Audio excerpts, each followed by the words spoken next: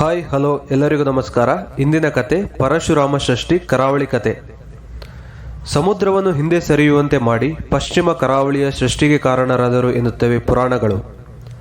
ಪರಶುರಾಮ ಶೌರ್ಯವೇ ಮೊದಲಾದ ಕ್ಷಾತ್ರಗುಣಗಳನ್ನು ಪಡೆದಿದ್ದು, ಯುದ್ಧ ಮಾಡಿದ್ದು, ಸಮುದ್ರ ಸರಿಯುವಂತೆ ಮಾಡಿದ್ದು, ಇವೆಲ್ಲ ಕತೆ ಒಂದಕ್ಕಿಂತ ಒಂದು ರೋಚಕ.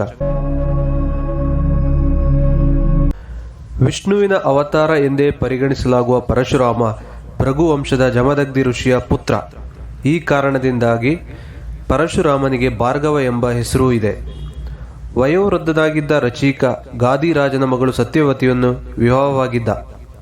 ಗಾದಿರಾಜನಿಗೆ ಸತ್ಯವತಿಯನ್ನು ಬಿಟ್ಟು ಬೇರೆ ಮಕ್ಕಳಿರುವುದಿಲ್ಲ. ಆದ್ದರಿಂದ ಸತ್ಯವತಿ ತನ್ನ ಪತಿ ರಚೀಕನ ಬಳಿ ತವರು ಮನೆಗೊಂದು ಸಂತಾನ ಕರುಣಿಸೆಂದು ಕೇಳಿಕೊಳ್ಳುತ್ತಾಳೆ.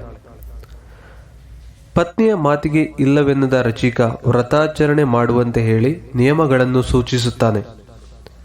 ಅದೇ ವೇಳೆ ಆತನ ಪತ್ನಿ ಸತ್ಯವತಿಯು ಉತ್ಕೃಷ್ಟ ಸಂತಾನದ ಬೇಡಿಕೆ ಇಟ್ಟಿದ್ದರಿಂದ ನೀನು ನಿನ್ನ ತಾಯಿಯೊಡನೆ ವ್ರತ ನಡೆಸು ಎಂದು ಹೇಳುತ್ತಾನೆ ಮತ್ತು ಅವಳಿಗೂ ಬೇರೊಂದು ವಿಧಾನ ಸೂಚಿಸಿ ಪ್ರತ್ಯೇಕ ಮಂತ್ರ ನೀಡುತ್ತಾನೆ ಮತ್ತು ಇಬ್ಬರಿಗೂ ಪ್ರತ್ಯೇಕ ಚರುಗಳನ್ನು ಸಿದ್ಧಪಡಿಸಿ ಕೊಡುತ್ತಾನೆ. ಆದರೆ ಸತ್ಯವತಿಯ ತಾಯಿಗೆ ಈತ ತನ್ನ ಹೆಂಡತಿಗೆ ನನಗಿಂತ ಉತ್ಕೃಷ್ಟವಾದ ಚರು ನೀಡಿರಬಹುದು ಎಂಬ ಅನುಮಾನ ಶುರುವಾಗುತ್ತದೆ. ಮಗಳ ಬಳಿ ಬಂದು, ದಯವಿಟ್ಟು ನಿನ್ನ ಚರುವನ್ನು ನನಗೆ ಕೊಡು, ನನ್ನದನ್ನು ನೀನು ತೆಗೆದುಕೋ, ನಿನ್ನ ತವರಿನ ಕೀರ್ತಿ ದಶ ದಿಕ್ಕುಗಳಿಗೂ ಹರಡುವಂತೆ ಮಾಡು, ನೀನು ಬೇಕಿದ್ದರೆ ನಿನ್ನ ಗಂಡನಿಂದ ಪುನಃ ಸಂತಾನ ಪಡೆಯಬಹುದು ಎಂದು ಕೇಳುತ್ತಾಳೆ. ಸತ್ಯವತಿ ಅದಕ್ಕೊಪ್ಪಿ ತನ್ನ ಚರುವನ್ನು ಅವಳಿಗೆ ಕೊಟ್ಟು ಬಿಡುತ್ತಾಳೆ. ವಾಸ್ತವದಲ್ಲಿ ರಚಿಕಾ ರಾಜನ ಪತ್ನಿಯಾದ ಸತ್ಯವತಿಯ ತಾಯಿಗೆ ಕ್ಷಾತ್ರ ಗುಣವುಳ್ಳ ಸಂತಾನ ಪಡೆಯಲು ಸೂಕ್ತವಾದ ಮಂತ್ರ ನೀಡಿರುತ್ತಾನೆ ಹಾಗೂ ಋಷಿಪತ್ನಿಯಾದ ಸತ್ಯವತಿಗೆ ಸತ್ವಗುಣದ ಮಂತ್ರ ನೀಡಿರುತ್ತಾನೆ. ಆದರೀಗ ಅದು ಅದಲು ಬದಲಾಗಿ ರಚಿಕ ಸತ್ಯವತಿಯರಿಗೆ ಕ್ಷಾತ್ರ ಗುಣದ ಜಮದಗ್ನಿಯು, ಗಾದಿರಾಜ ಮತ್ತವನ ಪತ್ನಿಗೆ ಆರ್ಷಗುಣವುಳ್ಳ ವಿಶ್ವಾಮಿತ್ರನು ಜನಿಸುತ್ತಾರೆ. ಮುಂದೆ ಜಮದಗ್ನಿ ರೇಣುಕೆಯನ್ನು ಮದುವೆಯಾಗುತ್ತಾನೆ. ಆತನ 3 ಮಕ್ಕಳಲ್ಲಿ ಕಿರಿಯವನು ರಾಮ. ಸದಾ ಪರಶುಧಾರಿಯಾದುದರಿಂದ ಪರಶುರಾಮನೆಂದು ಖ್ಯಾತ. ಈತನಿಗೆ ತಂದೆಯ ಗುಣಗಳು ಬಳುವಳಿಯಾಗಿ ಬಂದಿರುತ್ತದೆ.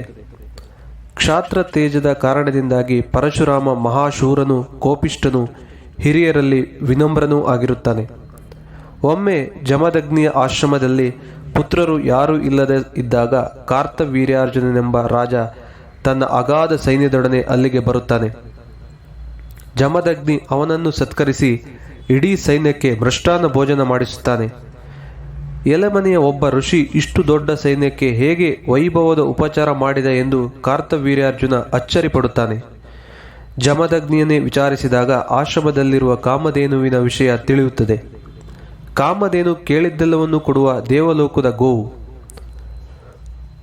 ಕಡು ಲೋಭಿಯಾದ ಕಾರ್ತವೀರ್ಯಾರ್ಜುನ ಅಮೂಲ್ಯ ವಸ್ತುಗಳೇನೇ ಇದ್ದರೂ ರಾಜನಿಗೆ ಸೇರಬೇಕು, ಈ ಕಾಮಧೇನುವನ್ನು ನನ್ನೊಡನೆ ಕೊರೆದೊಯ್ಯುತ್ತೇನೆ ಎಂದು ದುಂಬಾಲು ಬೀಳುತ್ತಾನೆ. ಅದಕ್ಕೆ ಜಮದಗ್ನಿ ಒಪ್ಪುವುದಿಲ್ಲ.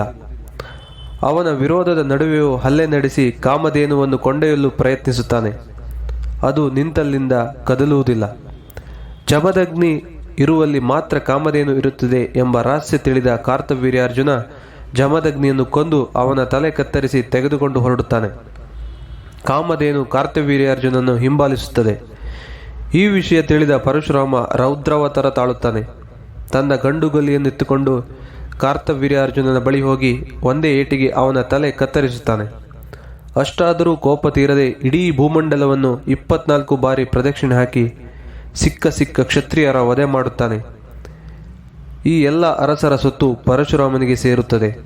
ಆದರೆ ಪರಶುರಾಮ, ನಾನೊಬ್ಬ ಬ್ರಾಹ್ಮಣ, ನನಗೇಕೆ ಭೂಮಿಯ ಗೊಡವೆ ಎಂದು ಆಲೋಚಿಸಿ ತನ್ನೆಲ್ಲ ಭೂಮಿಯನ್ನು ದಾನ ಮಾಡುತ್ತಾನೆ.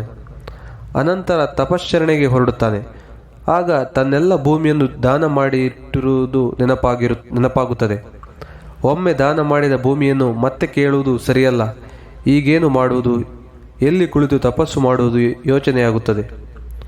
ಕೊನೆಗೊಂದು ಉಪಾಯ ಹೊಳೆದು ಪಶ್ಚಿಮ ಘಟ್ಟದ ಮೇಲೆ ನಿಂತು ತನ್ನ ಪರಶುವನ್ನು ಸಮುದ್ರದೆಡೆಗೆ ಎಸೆಯುತ್ತಾನೆ. ಸಮುದ್ರ ಹಿಂದೆ ಸರಿದು ಒಂದಷ್ಟು ಜಾಗ ಬಿಟ್ಟುಕೊಡುತ್ತದೆ. ಹೀಗೆ ಸೃಷ್ಟಿಯಾಗುವ ಕರಾವಳಿಯಲ್ಲಿ ಪರಶುರಾಮ ತಪಶ್ಚರಣೆಗೆ ನಿಲ್ಲುತ್ತಾನೆ. ಹೀಗೆ ರಾಮ ಎಸೆದ ಪರಶುವಿನ ಕಾರಣದಿಂದ ಸಮುದ್ರ ಸರಿದು ಉಂಟಾದ ನೆಲವನ್ನೇ ಪರಶುರಾಮ ಷಷ್ಠಿ ಎಂದು ಕರೆಯುವುದು. ದಕ್ಷಿಣ ಕನ್ನಡ, ಗೋವಾ, ಉತ್ತರ ಕನ್ನಡ ಜಿಲ್ಲೆಯನ್ನೊಳಗೊಂಡ ಪಶ್ಚಿಮ ಕರಾವಳಿ ಪ್ರದೇಶಕ್ಕೆ ಪರಶುರಾಮ ಷಷ್ಠಿ ಎಂಬ ಹೆಸರಿದೆ. Thank you.